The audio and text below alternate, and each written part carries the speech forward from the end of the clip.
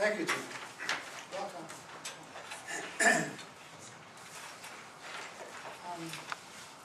In some versions, this talk was advertised with the title Slaughter, Lies, and Videotaper.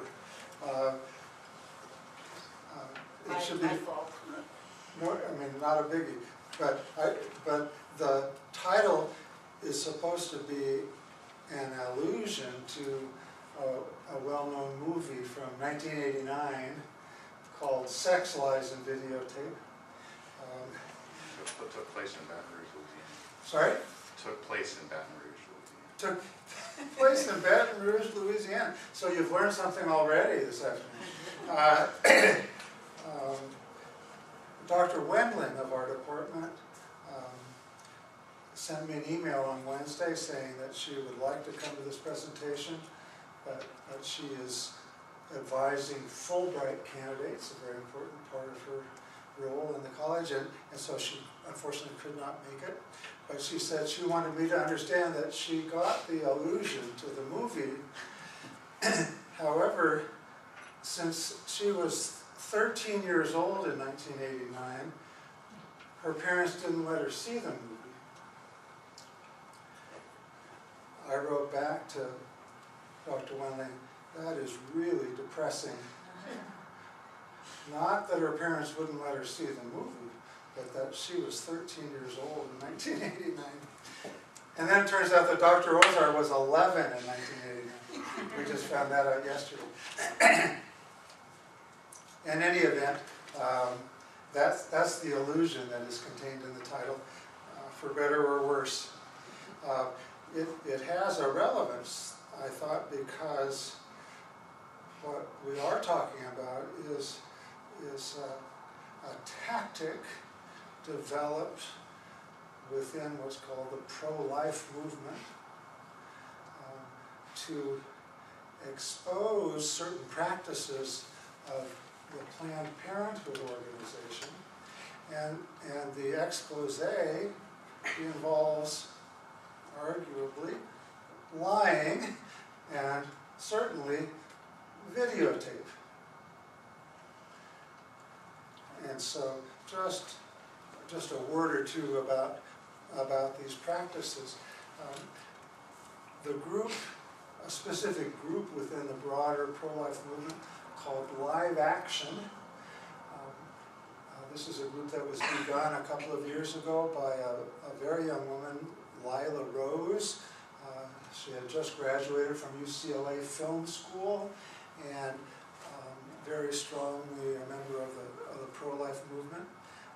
She got the idea, along with several of her friends, that a way to expose certain practices of Planned Parenthood would be to go to visit their offices, represent themselves as pimps and prostitutes who, among other things, employ 14, 15, 16-year-old sex workers who now are in need of abortions or other related services in terms of venereal disease or whatever the case may be, and then see how the Planned Parenthood workers, the Planned Parenthood representatives respond, and through whatever means of hidden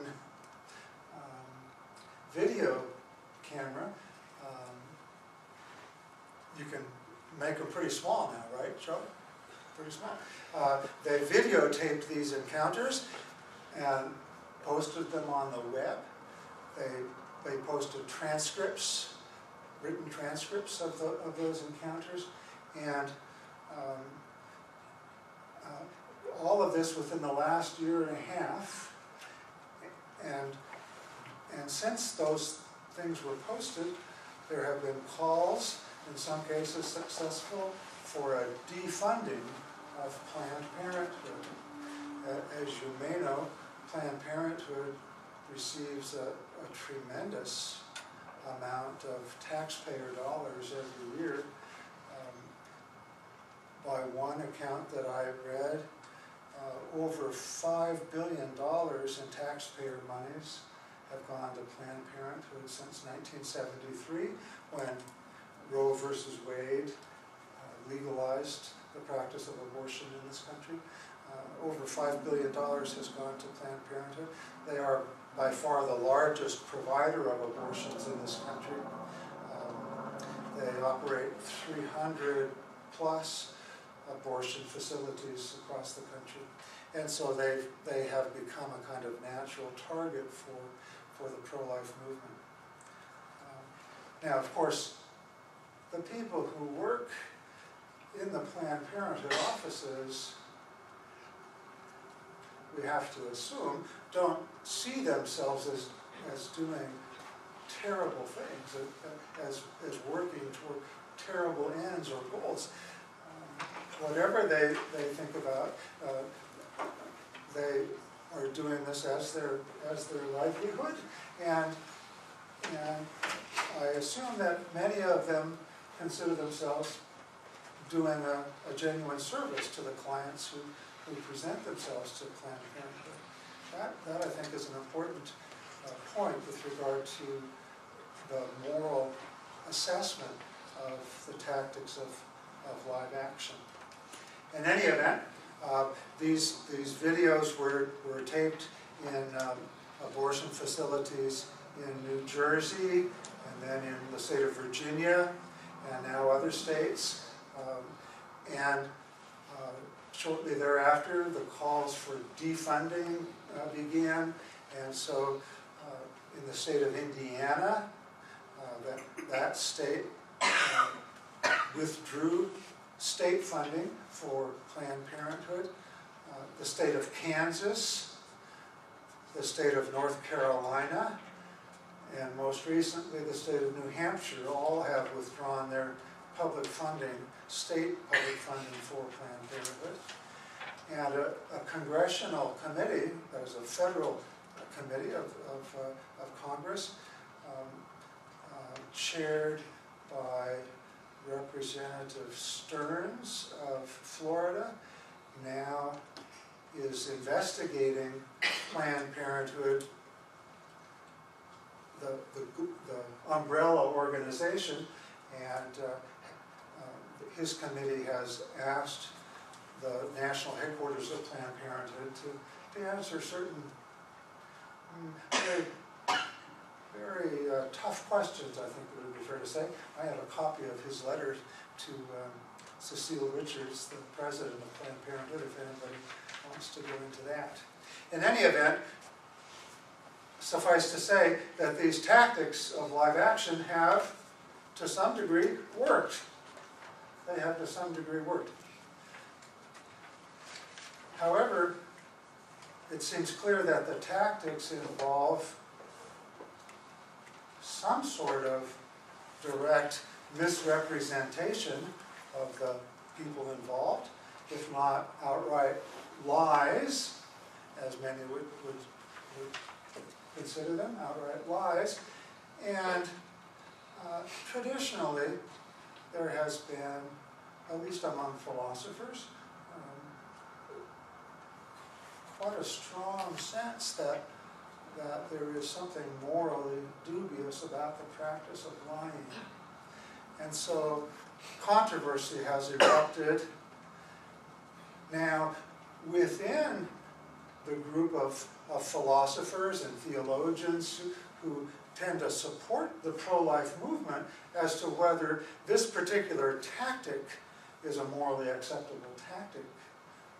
Not a question about the end, but about the means to the end.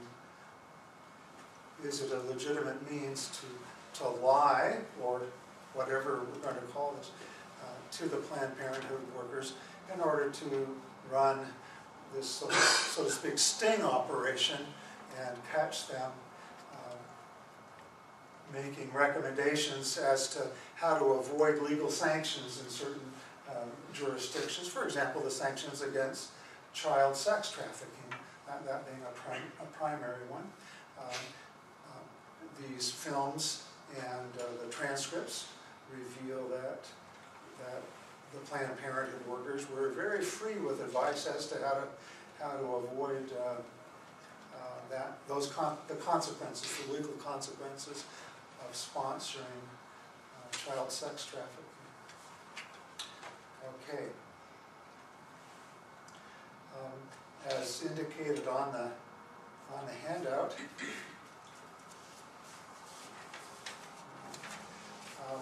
here are some of the names of people that have been prominently involved in the debate. This is in the third paragraph. Christopher Tollefson is perhaps the most prominent name, especially among those who have argued that, however laudable the end in view is, this is not a morally legitimate means. Tollefson is a professor of philosophy at the University of South Carolina. And he initiated this phase of the discussion on the website called Public Discourse. And as an aside, let me just say, if you're interested in issues, current issues involving ethics, law, and public policy, this is a website to bookmark and to read at least once a week to see what they've been putting up on that website. Very high quality, short, and very intelligent discussion about issues such as this, issues of great public importance that have a very strong ethical dimension. And they cover a whole range of such issues, including things like whether it's right to torture enemies, the waterboarding techniques that were so infamous a couple of years ago. That produced a big discussion on this website and so on.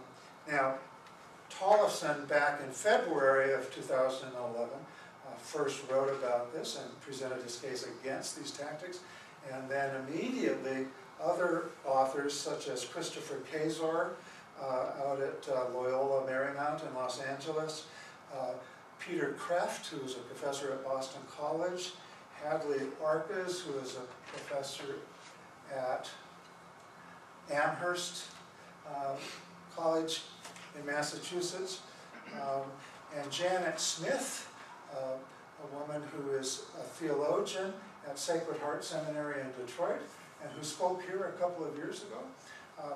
All of these people have jumped in on the discussions, either in that website, Public Discourse, or in the case of Janet Smith, the magazine called First Things. It's a journal of opinion, a sort of highbrow Catholic, or not necessarily just Catholic, but an ecumenical Christian journal of opinion. And these others that I mentioned, Kazor, Kraft, Arcas, Smith, all of them have argued that for one reason or another, these tactics are morally acceptable, contrary to the judgment of Christopher Tollefson. And then Tollefson has periodically replied to these defenses of the tactics as he's become aware of them. And so it's been an ongoing discussion in the journals and especially the websites over the past year. The main argument as to why lying is morally wrong has to do, at least for the people in this discussion, with the traditional understanding of what is called the determinants of morality, the determinants or sources of morality. And this is where the pages following the cover page on this topic come into play. These are quotations of entries in this book that Dr. Schuler referred to, Words of Wisdom. This is the, what do they call it? Advanced Uncorrected Page Proof. Not for sale. Who would want to buy it? Uncorrected page proof. But the good news is that these proofs have now been corrected, and they're back at the printer, and late next month, the official book will be out. And you can get it on a PDF, get it in a PDF version too if you want. In any event, this presentation tries to apply some of the careful study of terms that has gone into this dictionary, tries to apply that study to this very public issue about live actions tactics. Now, the idea of determinants or sources of morality includes what is called the moral object, what the act of itself accomplishes insofar as it contributes to or detracts from integral human good. This is the way this dictionary identifies that notion, the moral object. Then the subjective motive or purpose. Why does the person want to do this? What does he or she have in mind to achieve as a further end by performing this act? And then various circumstances that also can influence the overall moral evaluation of an act. Now, frankly, most of the attention in cases like this is given over to the question of the moral object of the act. What is actually being done, and whether that in and of itself is a morally acceptable means to whatever the end may be. And so the discussion has gone on this topic. Also, in the handout, you have entries for things like exceptionless moral rules and change of matter or change of species. Here, this is where the philosophical tradition, the perennial tradition as I call it, which stems from Aristotle through the medievals like Thomas Aquinas down to the present day. This great tradition of philosophy, as some of us think of it, this tradition of philosophy has developed the discussion of exceptionalist moral rules, in part by contrast with Kantian notions about the strictness of moral rules. Moral rules are a real thing and an important thing in this perennial tradition of ethics, but it's a more complex matter than, for example, Kant would apparently have us believe, so that there can be certain general statements about what we should do or what we should not do that hold in the abstract, but in the concrete, the more concretized we make these statements, then the more subject to exceptions that they are. And that is one kind of question that is relevant here. Another aspect is the change of matter or species, or a change of the moral object, something that may look like it's a case of stealing, may not be that at all, given the nature of the act. If it's a case of extreme emergency, then given the universal destination of human goods, of the world's goods, then everyone has a right to a share of those goods. And although it can be hard to make an objective judgment about whether this is a case of extreme necessity, theoretically room is made for that. So those are the kinds of things that have come into the discussion. Now, my own view is summarized in the last paragraph on the first page. I think it's important to recognize that there are certain kinds of deceptive speech and also certain kinds of withholding of the truth, refusing to answer, or giving a very general and vague answer, true but very vague, and thus in that sense withholding. There are circumstances in which that kind of activity is certainly morally justified. Moreover, if we identify falsehoods, intentional falsehoods, with the intention to deceive themselves, that is, lies in the strict sense, there can be greater or lesser gravity in the matter of the lie. We talk about little white lies, for example, versus what, big black lies? I don't know. In any event, there is a gradation in terms of the seriousness of the matter of the lies. And sometimes there are famous cases, such as those who protected Jewish people during the Nazi regime in Germany and other countries, where if a Nazi comes to the door asking, are you protecting somebody, what is the person supposed to say? And in a case like that, anybody might have some sympathy for a person who feels that he or she has to lie. On the other hand, reflective morality doesn't seem to allow for this. It seems to me that there needs to be some other way of withholding the truth if the truth is to be withheld. And of course, even if you lie, there's no guarantee. In fact, in the case of the Nazi at the door, is he going to believe you if you say no? It's probably a useless project anyway. What good have you done? You've told a lie, and the Nazis coming in to look for the Jewish people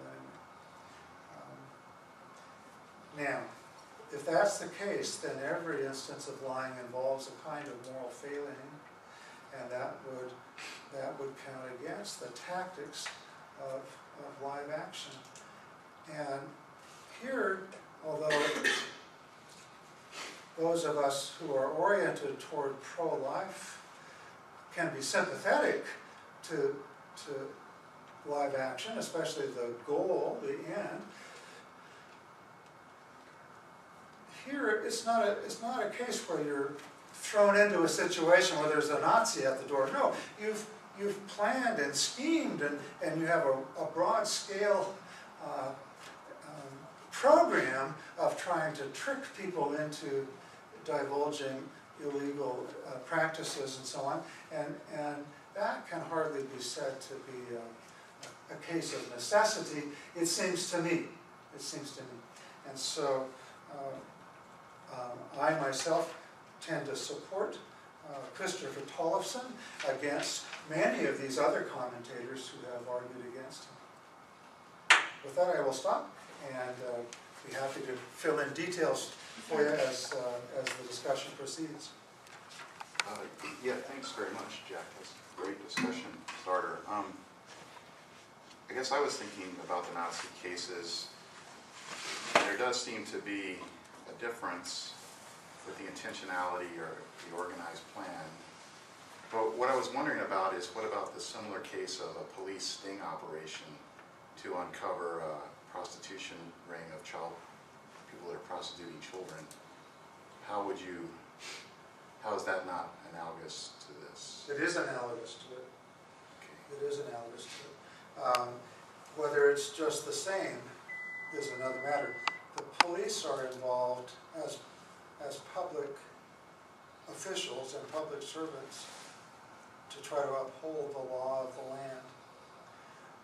Lila Rose and her group, whatever you may think of them, they are not entrusted by the public with this sort of task. And so, just as pretty clearly we do not recognize a private right to execute someone, that can only be done by a public authority. So also, if there is a right to engage in these kinds of sting operations, that would be a public right exercised by individuals who are duly authorized, but not something that would transfer. So it's analogous, but not the same. Well, would you be willing to say that there's a moral law that would override? I mean, they're doing this in defense of a moral law that they think the public law doesn't defend.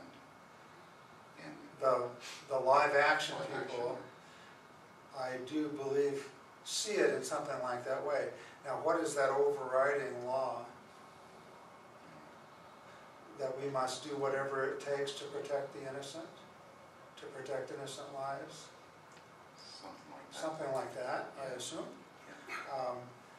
Now, that we must do whatever it takes to X, Y, or Z.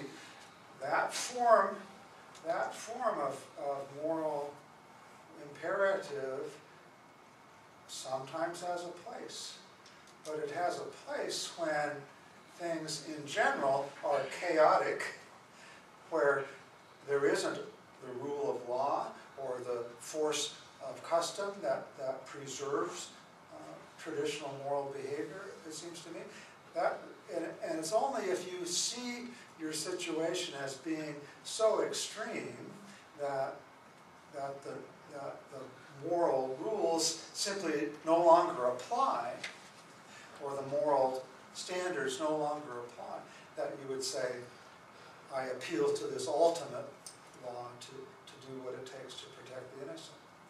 Now, in all candor, some people have argued this way, and you might be inclined to argue this way yourself, but it seems to me that to argue that way is to say, yes, we really are in a state of war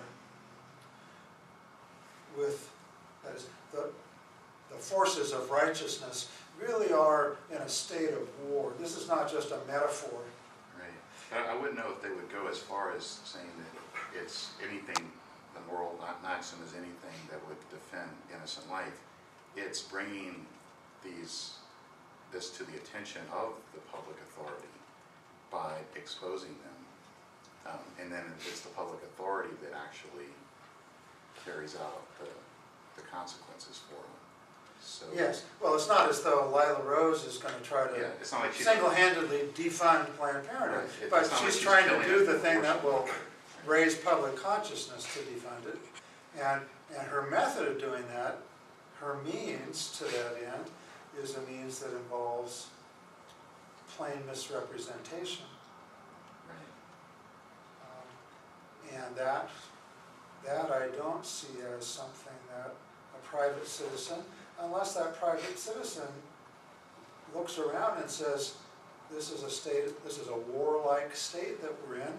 I cannot count on public authorities at all for the sake of justice. Now, if you think you're in that kind of a state, and I believe some pro-life people do believe that, then I can see how you would hold that. I myself am not prepared to say that, at least not yet. At least not yet. Do you see a distinction between an individual person and the media? To catch a predator, for example, sets a sting operation where they have somebody online try to lure men who think they're coming to have sex with children under the age of 15, and then they get the police involved that way. That's a blatant misrepresentation, but they get the police involved. Or if I suspect my neighbor has a meth lab going on, I have to bring that to somebody's attention. I'm viewing illegal activity. So do you see a difference between an individual person and the media setting this up? Well, if I think my neighbor has a meth lab, I would call the authorities and say, I think my neighbor has a meth lab. So if Lila That's not really a difficulty. But the other one may be, if we're talking about a sting operation. Right, but if Lila Rose thinks there's illegal activity taking place within Planned Parenthood, is it her duty to bring it to the attention of authorities? She might well regard it as her duty. She might also think, and obviously does think, that she will not get the public authorities to pay attention to her unless she shows some kind of hard evidence for her claim. And that's what motivates these sting operations. Whether the media, what have they been called, the fourth estate, whether they have standing within civil society to carry out operations of that sort, it's a very good question. It's a very good question on the margins of this kind of issue. I'm glad you raised that. I think that's a very good question. Obviously, if it's a police action, or if it's an espionage, if it's needed, because we are at a state of war, in a state of war with an enemy, and we have to infiltrate a terrorist cell, or whatever the case may be. I think that's a very different kind of action, because it's done on the basis of public authority rather than private authority. Anne was next, I think, and then Jean. I was wondering if you could, just to get say a little bit more as you began to earlier about the kinds of arguments that are being given in defense of this sort of action.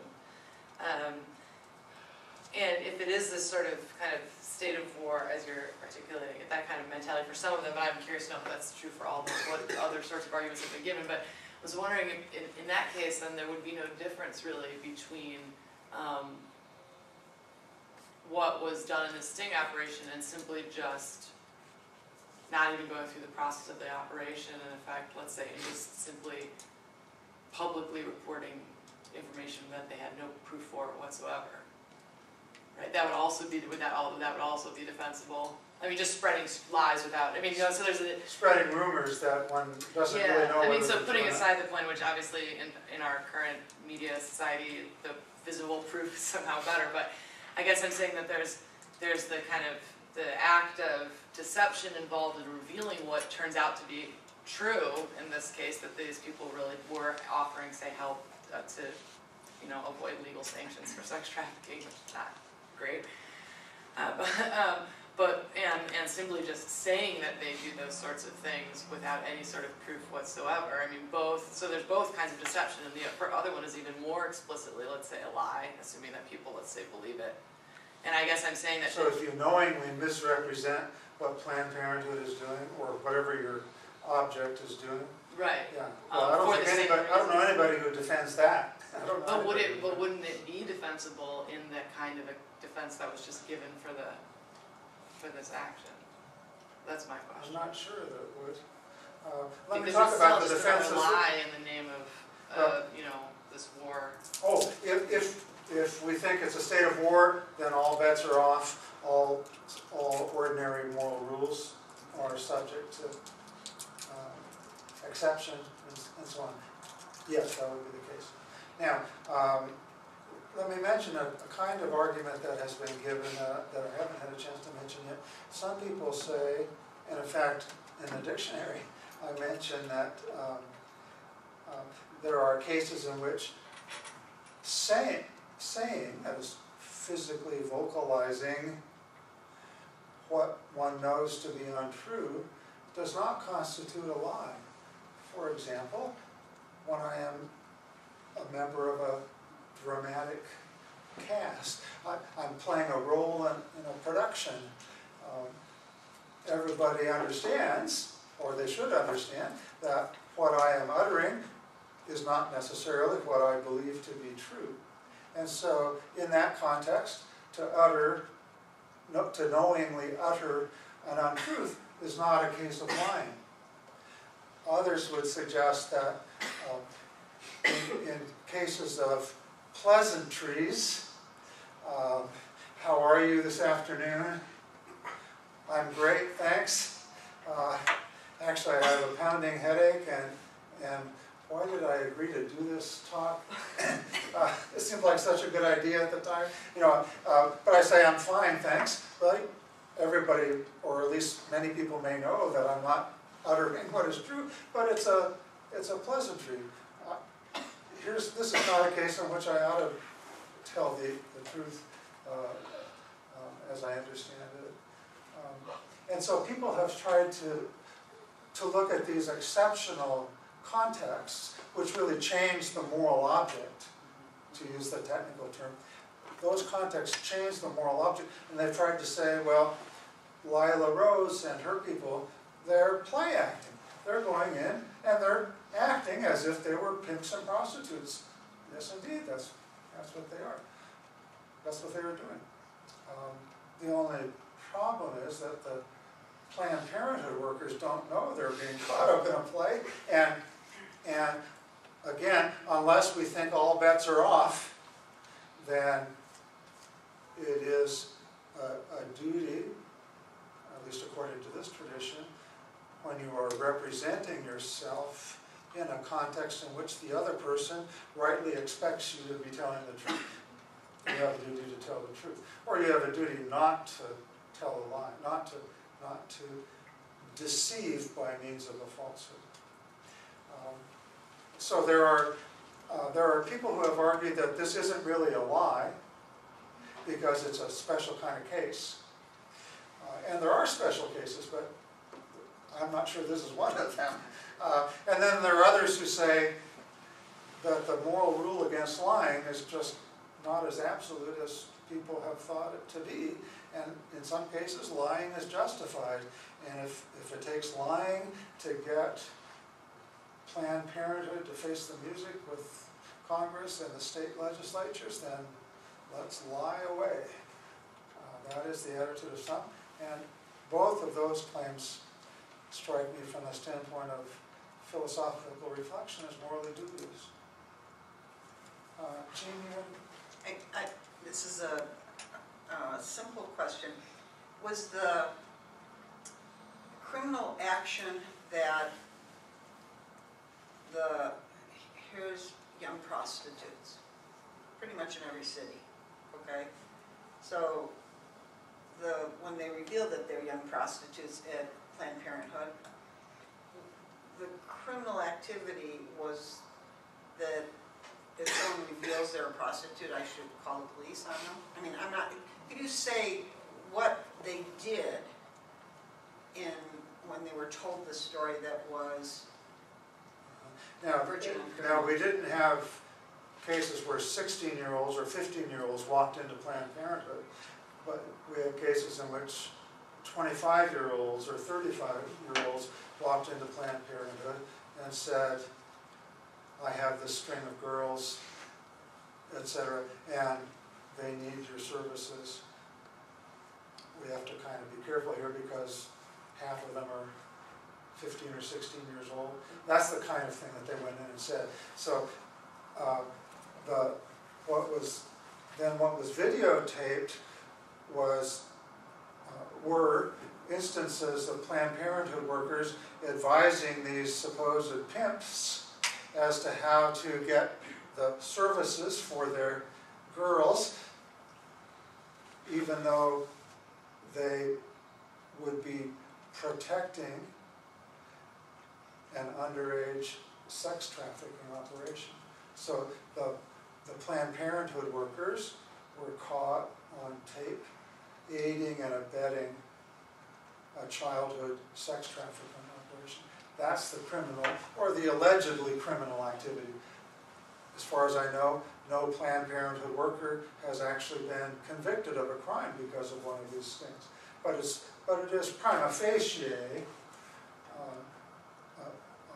an illegal kind of transaction there that's going on. But the law doesn't require minors, and the law doesn't say, this is a question, does the law say that minors cannot have an abortion? No. It's legal, right? No. But With parental consent. But different states have different Okay. restrictions about parental consent, exactly. And in some cases, those restrictions also have been flouted by the Planned Parenthood workers.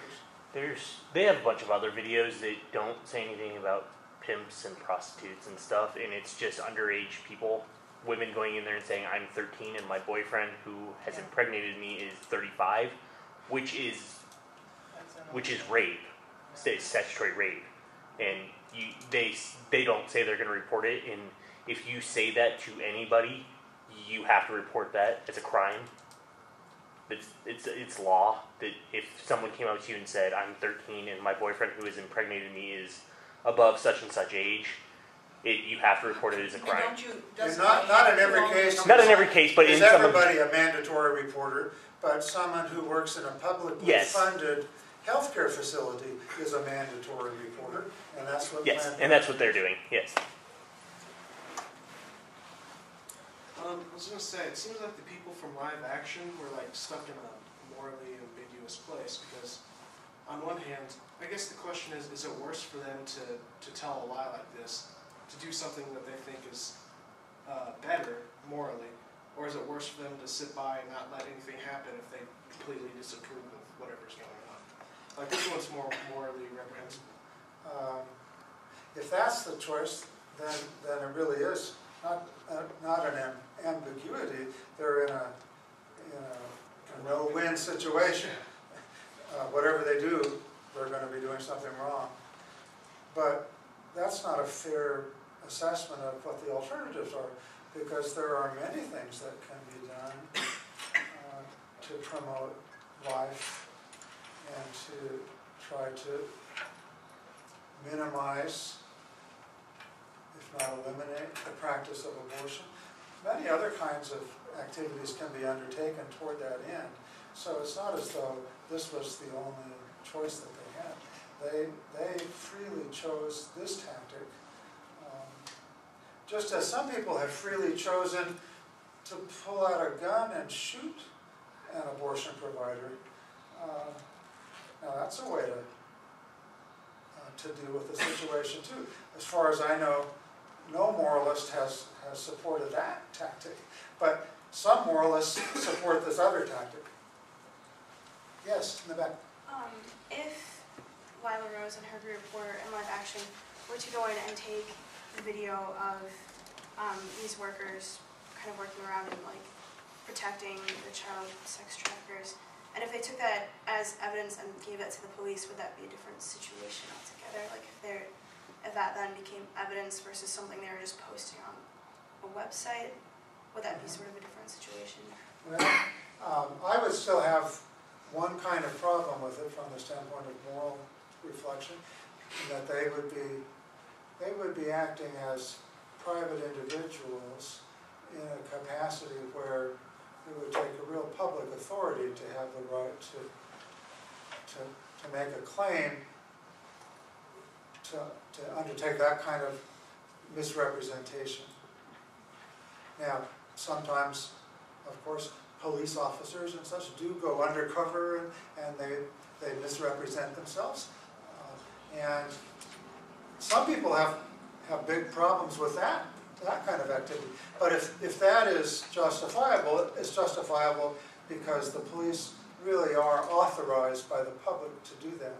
But Lila Rose is not authorized by the public to do that. And so even if she doesn't try to create this big expose, but does it all privately and takes it to the police,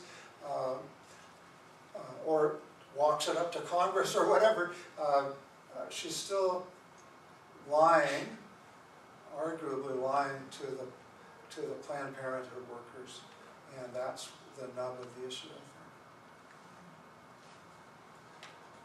I think.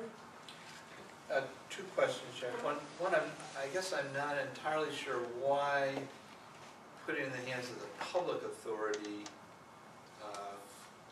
solves the,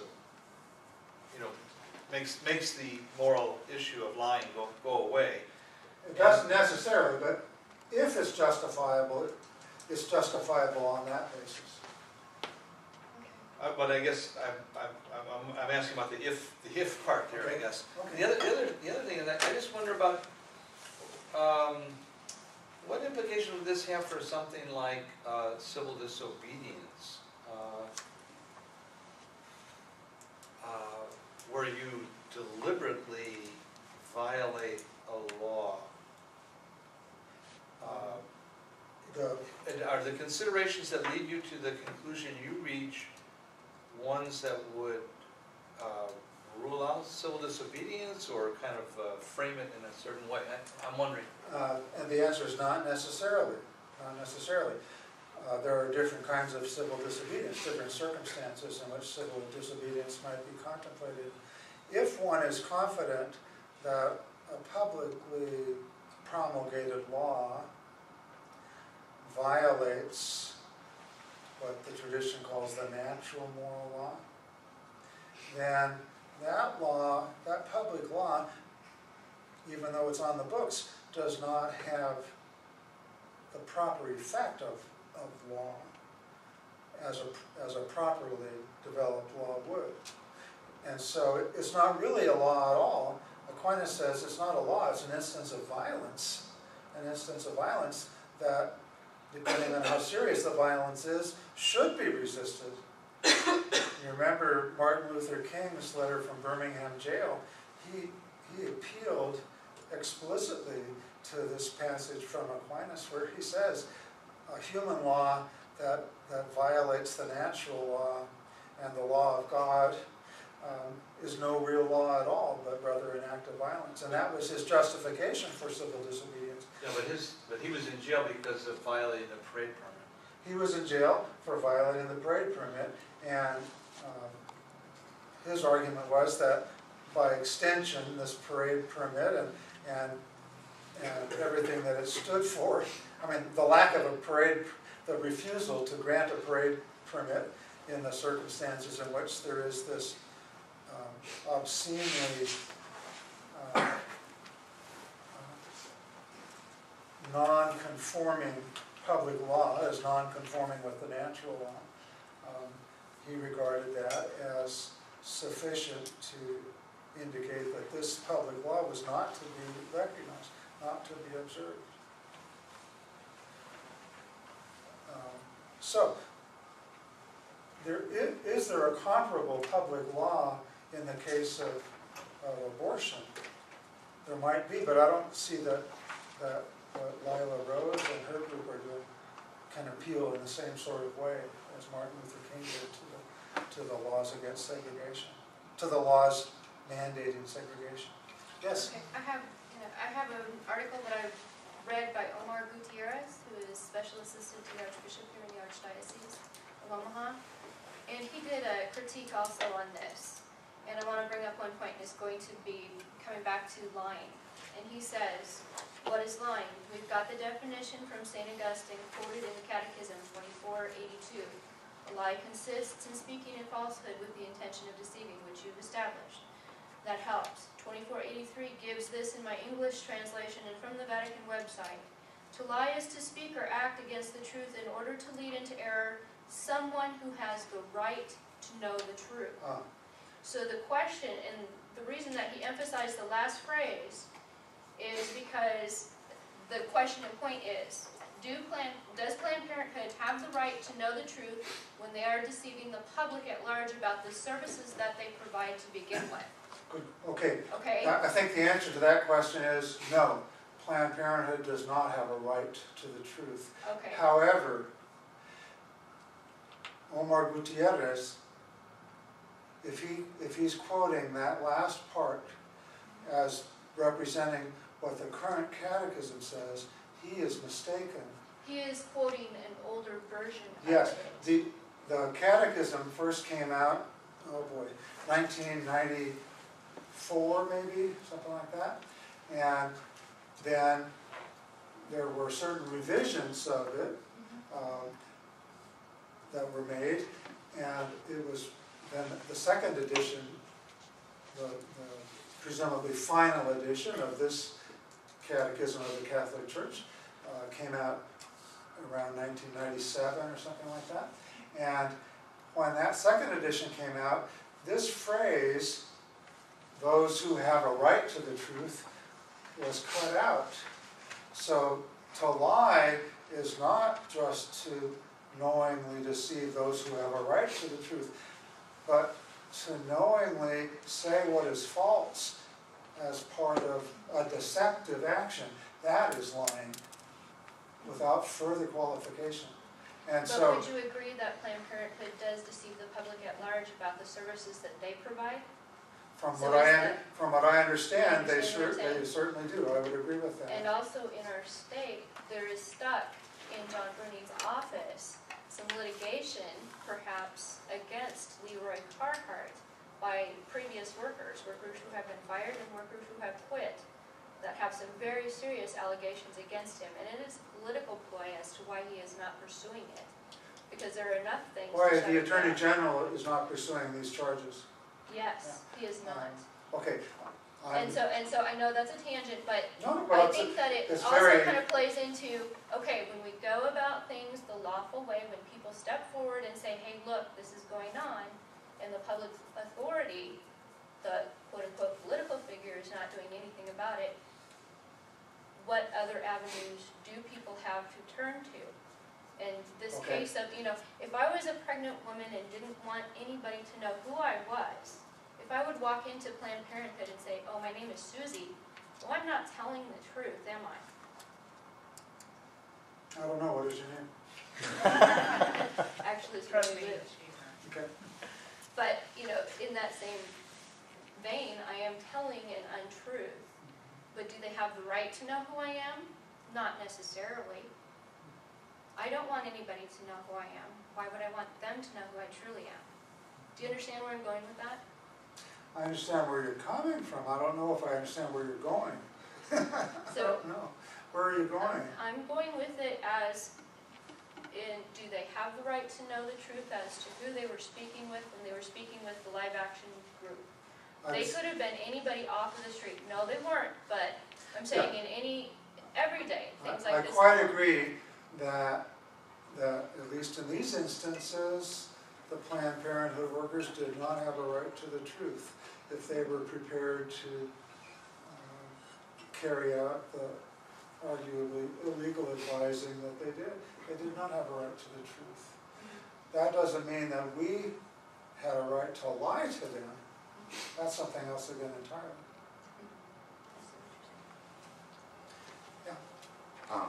I mean, an analogous situation to this is there was a period of time where priests were being warned about being deceived in the confessional by someone who would come in and misrepresent themselves as being pregnant and had an abortion. And the priest, given trying to see what the priest would say, and if it was, if he was a pro-choice priest, or if it was a pregnant woman, how would he advise? Then they were being taken, this information was being taken to the bishop in order to, get them removed. And To embarrass or even or even remove the priest from his priestly functions. right. And going on that Mary Lou's point, I wonder about so it seems like it's more than just whether or not he has a right to the truth or not. There's the sacramental situation that dictates that he has a right not to be deceived in that. Ecclesia Supple, the church supplies the grace rather than the fittedness of the priest in that sacramental situation. But I don't know if we could say that for Planned Parenthood in any other situation of speech that that would be different than that. Are people making that argument that this is, because there just seems different kinds of situations in which you have a right to the truth, or I think there are different kinds of situations in which you have a right to the truth, and there can be similar situations where one person really does have a right to the truth and the other doesn't. There can be a case like this where the right to the truth is really the right of the priest, not qua individual person, but qua sacramental minister, and the person who comes in and misrepresents her situation is committing a sacrilege vis-a-vis the sacrament of penance. That would be my layman's theological take on that. So it's a very different situation. But there are all kinds of situations as we're discovering. Dr. Carlson, I don't know, I guess as I listen to what people are saying about this, I'm not one that espouses lying. But I think that the world that we live in today, where everybody's telephone has a camera on it, and the world we live in is lots of criminal scene investigation sorts of shows on, and you understand that the law has a certain way that they would have to get information. So it would have to be there at the right time, at the right place, or somebody happened to have a camera, on their phone watching an actual event. But I think I would submit that Lila Rose did not go into those places thinking she wasn't going to get that kind of information. In other words, she had evidence that led her to believe that that was going to happen, or she wouldn't have taken the chance of going in there you know, I don't think it was, And being exposed yourself as a yeah, problem. or, yeah, why go through that effort if it wasn't the case that you'd heard it from somebody and this was just a way to be at the right place at the right time and let them go through the same steps that they've gone through before with somebody else. So, So, I don't know. So the problem again is not what was done, taken abstractly, but concretely, what was done by this person who has no public authority to engage in such activities. If indeed anybody does. Now, the issue of cell phone cameras and video recorders that you can put in your pocket and all that kind of stuff, all kinds of ethical questions surely are raised by this new technology.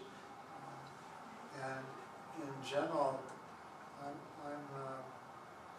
very worried about where the country is going, or where the technologized world is going, because of the very easy invasion of privacy that is now available. That's another whole topic. Yeah. But I wouldn't use that to support what Lila Rose did. Well, there's examples of lying throughout the Bible, and this article cites some of them. Abraham lying about his wife, not being his wife, it was his sister, or something like that. He shouldn't have done that. Shouldn't have done that, And Jacob for as the well. greater good. He shouldn't have done that. And there are the women who lied to protect, what is that story from the Bible? The Egyptian. Moses, the story about Moses, where they hide. There were some They women deceive that lied to the king to protect others. And they were rewarded, the Bible says, with grand houses or something in the end. Well, what do you think of that? What I think is that if they were rewarded with grand houses, it was for their motivation, not for what they actually did. Because what they did is not praiseworthy. That is telling a lie. That would be my take on those kinds of cases. So, yeah, there are cases in the Bible where people lie, and the biblical writer doesn't come right down on them saying, she shouldn't have done that, or they shouldn't have done that, or he shouldn't have done that. But from the standpoint of ethical analysis, I think I would say they should not have done precisely what they did. They should have found some other way to try to achieve the end that they were pursuing. Now, Mary Lou's point about John Bruning's office sitting on data that merits prosecutorial action, well, that's the kind of thing that makes people wonder whether we're almost at the point where we're in a state of natural war. That is, we cannot count on the public authorities at all, and so we have to take matters into our own hands. But also to supplement the point that I was making earlier, Omar goes on to say that the workers at Planned Parenthood presume and experience a lot of fake names. That's what I said. My name is Susie, not Mary Lou. And they are just looking for information. They are looking for information about embarrassing and personal topics that they can take care of. But in other words, what Live Action did was not depriving them of anything that they deemed necessary to their work. So the IDs that they gave them, though fake, were not necessarily going to be so important that it would prevent Planned Parenthood from doing the work that they are there to do had they brought somebody in for an abortion. Do you understand what I'm saying? I'm not sure I do. Okay. Are you saying, and are you attributing to Gutierrez here? Yes, the idea that because the representatives of Live Action did not deprive the Planned Parenthood workers of any information that they needed to do their work. Their lie was not really a lie, or That is what he is saying. is that what he's saying? It wasn't really a lie? Because they. I would say it was really a lie, but it wasn't. It didn't have the gravity that it would have had if the case had been different. But then, because on the basis of they do not have the right to know the truth, they operate on total confidentiality. So whether you give them a true name or a fake name makes no difference to them. They don't care, is the point that I'm making. So the fact that they didn't tell them, oh, we're Live Action and we're here to do an undercover investigation, does not necessarily constitute a lie because they weren't looking for that information from them to begin with. But this That's wasn't the just point I'm about making. not giving them their true names. They misrepresented why they were there. Deceiving. They were deceiving as to why they were there. So they weren't just playing the game But that they Planned were Parenthood there. itself plays of confidentiality. But then again, they were there to get information, were they not? So would it be different Did then if they they get the did have information they a 13-year-old who was pregnant by someone much older? Would that be different? Because they are telling the truth about that part, and they still gave the information, and they just recorded it. If they knew, Is that what you're getting at there? Maybe a little Well, bit. sort of, No, yeah. that's a good point. Yeah, it is a good point. You just walk in there with a real live situation on your end and see what they do with it. but What happens with that one? but that isn't the kind of case we're talking about. We can move to that kind of case, but that isn't the case that we're talking about, and that isn't the kind of case that has transpired regularly with these live action exposés. Now, help me, Deb. Help me imagine the case. I come across a 15-year-old sex worker who is pregnant and asked me to help her. Are you asking what should I do there in that kind of a case? No, we're saying since the issue is the why, but there might still be a devious reason for going in there. In other words, a 13-year-old going in with someone who is pregnant and you're seeking help from Planned Parenthood, possibly an abortion, whatever the rest of that story is, because there are different stories that they've gone through with, but whether it be pregnant from an older boyfriend or somebody who somehow is associated with this person, and you see what Planned Parenthood would do with it, and the story is that they're going to help you get the abortion regardless of what the law is. That's what Lila Rose is contending, is that they really don't care about some of the laws that are in place in different, That's what she's contending, and that's what she's trying to show. Yeah, That's what she's trying to demonstrate. That's what she's But demonstrating. it could be that, depending on what state we're talking about, you or I could walk in with a 13-year-old girl, and an abortion would be perfectly legal without even notifying the parents, let alone Right, that is. the putative father of the child, that there would be no laws broken at all. Well, let's say that we're in a state where the law would be broken. Okay, Because then, that's the example that Well- they're using, is they did do that in a state where the laws were okay, broken. well then that involved no misrepresentation as far as I can see. No, It but would there not were, be- but what if there was the deception, not the deception, but the intent to catch them Intent to breaking the catch a law. criminal in the act of committing Yeah. a crime? Right, There's nothing wrong with that but they're intention. not police, so do they have the right to do that as citizens? Sure they do. And then as a citizen, if I see a crime, especially if I think it's a serious crime, I have something of a duty to try to bring this to the attention of the police.